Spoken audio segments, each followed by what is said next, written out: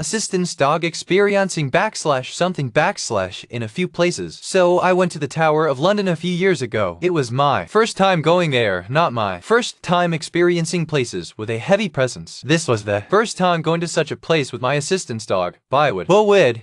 And it was an experience. We went to the Bloody Tower, where the two princes, King Edward V and his brother Richard the Duke of York, were held by Richard Roman III until they disappeared in 1483. As a bit of background, my assistant's dog Bywood is a confident and friendly Labrador who has been traveling all over the UK since he was a puppy. He has also traveled to many museums, has been to Sweden, and is not prone to anxiety at all. Well, in the Bloody Tower, this changed. He suddenly started slinking close to the ground and his hackles went. Oh, he was hard staring one corner of the room, and this low growl I have never heard from him before just caused his whole body to vibrate. At the same time, I felt so bone deep cold. It was November, but a mild day, yet I felt cold in a way like I would never be warm again. We didn't stay in that room. Bywood reacted strongly to the spiral stairs that went up as well, that are blocked off to the public, though in a very different way. This time he looked up them and wagged his tail and tried to go up as if to greet someone he knew. I couldn't see or hear anyone, but in the stare the cold energy was gone. After I got Bywood outside, he went back to behaving himself impeccably. He was attentive and calm and once again focused on being my assistant's dog until we were in a certain part of the courtyard talking to one of the yeomen of the guard. Once again Bywood turned and growled at nothing, hackles up and tail rigid, staring hard at absolutely nothing. We were in the courtyard in the autumn sun. As it happened, there was a gap in the tourist at that moment, so not even a suspicious soul to be seen. The warden we were talking to said that his own dog, whom he walked through the tower at night on his rounds, also refused to walk in that area and had a strong reaction, as did many of the other guards' dogs. It was well known as a trigger to animals, and the ravens and other birds avoid the area as do the tower cats. They asked if he has reacted in the Bloody Tower and weren't surprised to hear he had. I don't know which of the many tragedies of the tower Bywood reacted to, but I have no doubt in my mind that he experienced it. The only other place he has reacted like that is Durham Cathedral at the Jacobean Cabinet, which is a survivor from the time that over 1,700 Scottish prisoners of war were killed there from malnutrition and disease in the 1600s. Bywood was fine in the rest of the cathedral, but as we approached the cabinet he became extremely distressed and we had to leave. That being said, elsewhere in the cathedral he did wag his tail and sit as if in greeting when there was no one there and have to be encouraged to move on at one point. This was actually not long after I entered the cathedral. Actually is in the cloister walkway / courtyard, a very peaceful area. It was an area that feels warm, welcoming, and gentle, a balm to the soul.